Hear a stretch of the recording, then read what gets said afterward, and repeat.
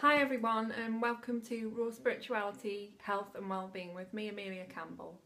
Today my guest is Nirava, who is from Greece. We're going to be talking about her journey and her through her life. So we're going to share some words of wisdom with you all. Hi Nirava. Hello. Lovely to have you here. Tell me a little bit about your journey. Has been many years the journey. It's always fresh though. Mainly when I start channel and it opened the channel of intuition, I took full responsibility of helping other people, because before I was more like meditating for myself or do things for myself. Yeah. Then I was pulled from the guidance and the light and the wisdom and the compassion. I couldn't stop myself for having other people and help them. Yeah. And it was also always fresh and joyful and important. That's why in Pune we call it mystical journey. Yeah. Because you never know from the beginning really what will come out in the session or in the workshop. Yeah. It's the many souls that guides you to a new adventure. Mm. And it's always safe and it completes itself, with a magical rhythm. Yes, wonderful. When did your spiritual journey start? How old were you when you started to get interested? I started meditating something like 14 years old. And I changed quite a few masters. Yeah. Who were your masters? In the beginning I was with Maharaji. In the beginning I can say I was with Yogananda and Krishnamurti. I was reading their books. Okay. Then at 16 I met Maharaji, and then I stayed up to 21, and then for 7 years dropping everything. Did you go to India to see him? No, in America, in Switzerland, Wow. in England, Yeah. in Italy. And then for 7 years was like losing everything, blackout. Yes. You mean life changing? I don't know really with the mind why I had to have the gap. Yeah. And it was quite self-destructive period. Right. I had the son and so on, and but then the thirst was bigger. Yeah. And so when I read Osho's book, I thought this is impossible. I start crying, and I thought Osho is not in the body. I thought that I have no possibility to meet him. I thought he was a dead old man from India. But then I met people of Osho, and then in few months I was in India, and Osho was in the body. Osho was first known as Bhagwan Sri Rajneesh for a few years, and changed his name to Osho at a later date. He's now much better known for Osho as Osho. So there starts the explosion of a volcano, really. And the commitment was just happened by itself. I stayed too long there. And did you go to India then? Yeah, then I went to India, and I was most of the time in India actually. What age did you decide to go?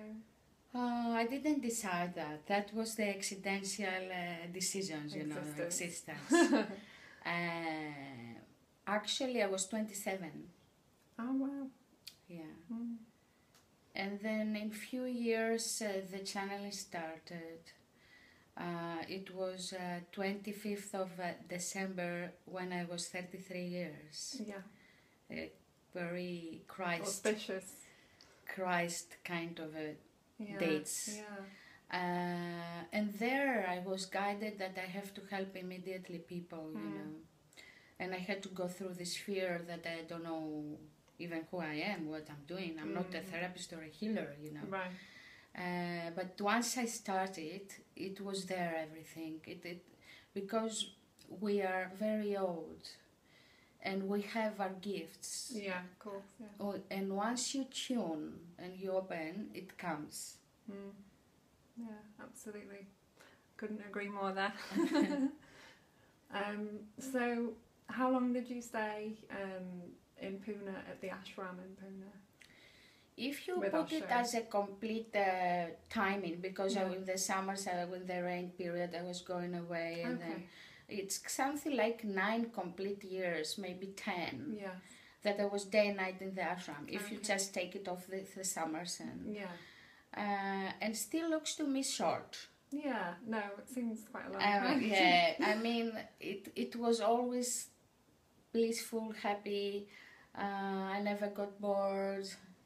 It was always an alive teaching and learning and sharing and having such a big spiritual family and do many things, and never ended the interest to many different things, like receiving workshops or helping workshops or do gardening, chopping vegetables, anything. Because around an enlightened master is totally different thing. Even the simple things can be very, very important. Sure. So I can say I was very lucky. Yeah. Wow. Did you get to spend time with Osho then? The first 3 years also was in his body. Yes. I would see twice a day. Oh wow. A few times I saw quite close. Yeah. I couldn't be so close really. No. The first years I couldn't be really close. It was too much for me. I mean physically. Yeah. His energy. I was really I was burning. I had to go out. I had to lay down. But it was endless the need to listen to him. Still now. Yeah. It takes you back where you belong, I have no words really for Osho. No. It's gonna be really kind of, Quiet. limited. Limited. So, you studied a lot of different things in Pune, didn't you? And you became Black Robe. Do you want to talk a little bit more about that? And now that you said the word studies, it's in England we use a lot of that word, studies, qualification, and your CV, being important, how much stuff you have done in your life. It was more like being thirsty. Yes. And once you're thirsty, you are pulled to different things, Yes.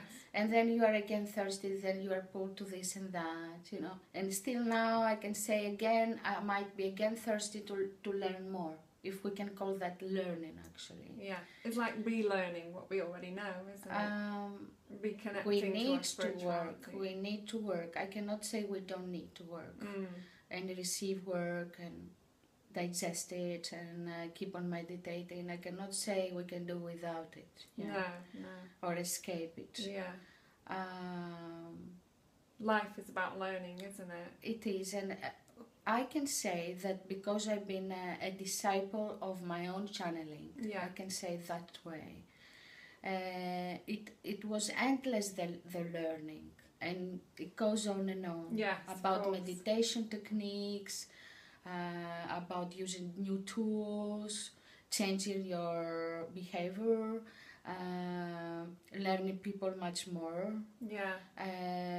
Because to understand the personality and the games of the personality and the ego and all that and the power game and all that, this takes, I can say, a few years. That you need to find your own way. It doesn't matter what you've been taught. That you can help other people, and keep space, It's not easy. No, life. It's quite of a journey. Yes. I enjoy very much the meditation around people. Yeah. Once people start meditating, it makes it more easier for me and for them. Yeah. They become more responsible. Yeah. Because if they do only therapy and a bit of work with their inner child, with the past life, and then they don't meditate, and I cannot say to people, go and find an enlightened master now. I cannot push them to any certain path. I don't want to manipulate them or be fanatic. Sometimes they don't know if I've been with enlightened masters or what I'm doing for myself. Yeah, sure. Sometimes I just don't say anything. Yeah. I can accept them as they are and just help them as much as I can. But when they start meditating, they really start digesting. Yes. And they integrate faster. And they're blossoming. And as the time passes on all this, because these all techniques and meditations and all this way for awakening, enlightenment, people start working with healing in our age, you know, something like 30, 40 years, people start going for that, organic food, this and that. It is blossoming, and at the same time, I can say sometimes even more stuff comes up, like spiritual ego, and competition, and now with the crisis in many countries, it gets really wild, the competition. Yeah, the financial crisis. And you cannot see clearly the development and the awareness of people really. Sometimes you think, oh, we're going backwards again, becoming animalistic again. It's very much about us all needing to pull together, isn't it? That there is no competition, because for each and every individual there is a master and there is a healer, and there's always someone that can point us back to ourselves, and they come in many different forms to fit each one of us. And what I feel now that we all talk about the fifth dimension, that we are moving to another level of consciousness, it really comes much more the pressure, I can call it pressure, tension, darkness. It's like, I think it's like a bit of a rocking the boat, isn't it? Everybody was settled, and now with things shifting so quickly, it's a great challenge that's going on. You know, it's an unexpected. At the same time, we have more help, more enlightened people, angels coming to our help. Yes. That's a very important thing that's happening. It's a happening, and with the book that I'm now ready to, the Passage to the Awakening, it talks a lot about this swap. I don't want to say what is in the book. But I feel out of the pressure and what is happening to around different areas of the earth, even planetary problems, like today we had this with water, how they call it? Flood. A big flood. Or radiation happened in Japan or what, because many years ago I started channel about planetary things. I go away of the personality of clients or participants or groups, and I go to this collective thing, the collective consciousness, right? And this is for me really, now I want to go for it, you know, with many ways and many tools, playing with art, be artistic, express yourself, celebrate, it's really about embracing who you are and coming together, like all the paths in one family, because all the other they're Buddhist and other they're yoga and other they're Reiki and all that, but all these separate little spots, it gets kind of a oof, you know, and instead of recognizing and respecting the efforts and the ways, because for me it's very important to respect, and it's not about compromising, to respect all the efforts, if it's the right word, the efforts, but to embrace all kind of people trying this way or another to eat better, to help the body, to meditate, to love, to help planet, to help children to, and what is happening, and the angels talk a lot about with many different ways. Yes, sure. It's about love. Yes, it is, ultimately. Love is, and love is, and you have to totally disappear and allow love to do it. Yeah. Love in action. It's love, love in in action, action. Let's